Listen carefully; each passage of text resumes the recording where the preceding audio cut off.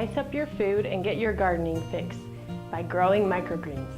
Hi, I'm Helen Muntz with Utah State University, and if you're like me in the wintertime, you start to miss getting your hands dirty. So today I'm going to show you how to grow microgreens.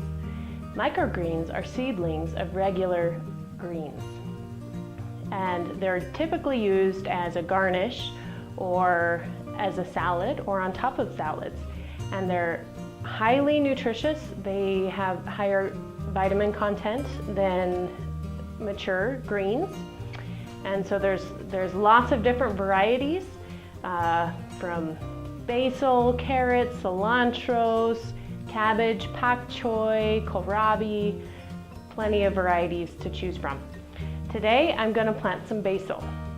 So microgreens usually taste a little bit stronger than their mature counterparts.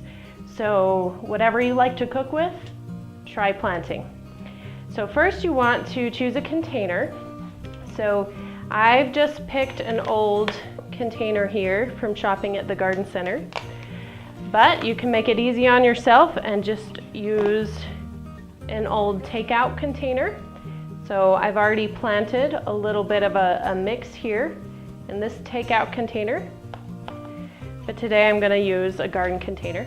And then you want to fill your container with a nice regular potting soil mix, something that's heavy in perlite or peat moss.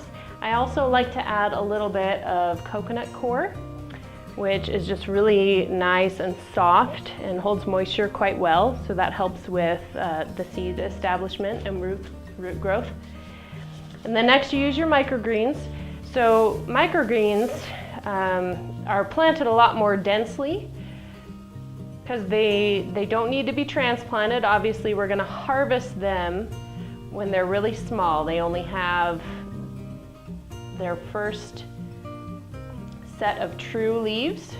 True leaves are the second set of leaves that you see after the plant germinates. So you'd lightly sprinkle it very evenly and densely over the soil. So that's my basil, and this is cilantro.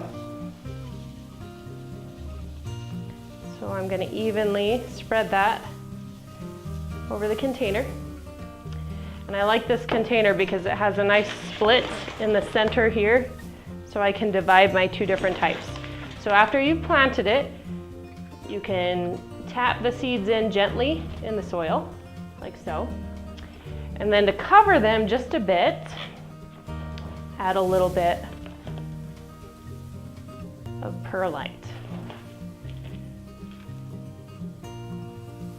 And that will help hold in soil moisture.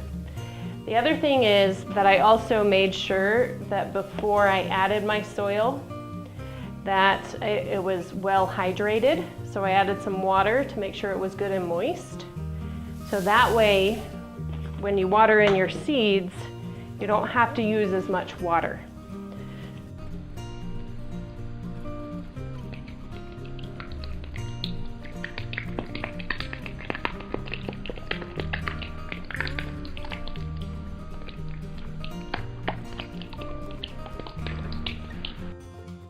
Since our soil's already moist, I like to just use a spray bottle so that way we can moisten the seeds and the vermiculite,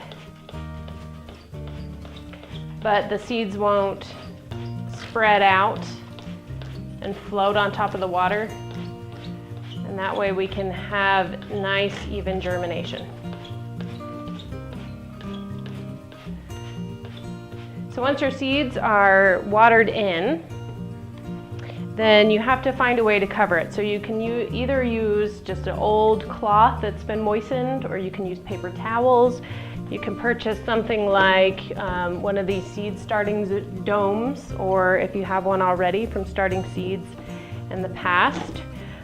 If you're just using a takeout container, they come with a little lid there. So that will work fine to cover your seeds and keep moisture in.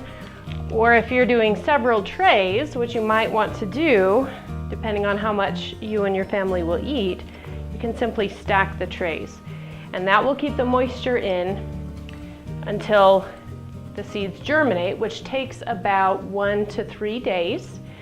And then after that, you want to make sure that you put your seeds in a sunny, warm location.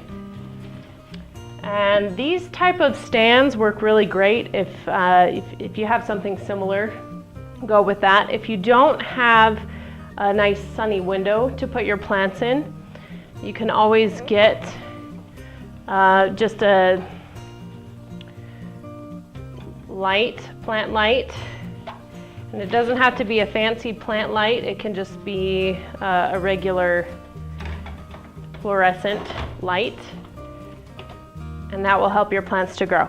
Now, these will take about, again, 1 to 3 days to germinate. And then after that, you have about a week to 2 weeks, depending on the seed. And then you're ready to harvest. So you want to harvest when your microgreens are about 2 inches tall.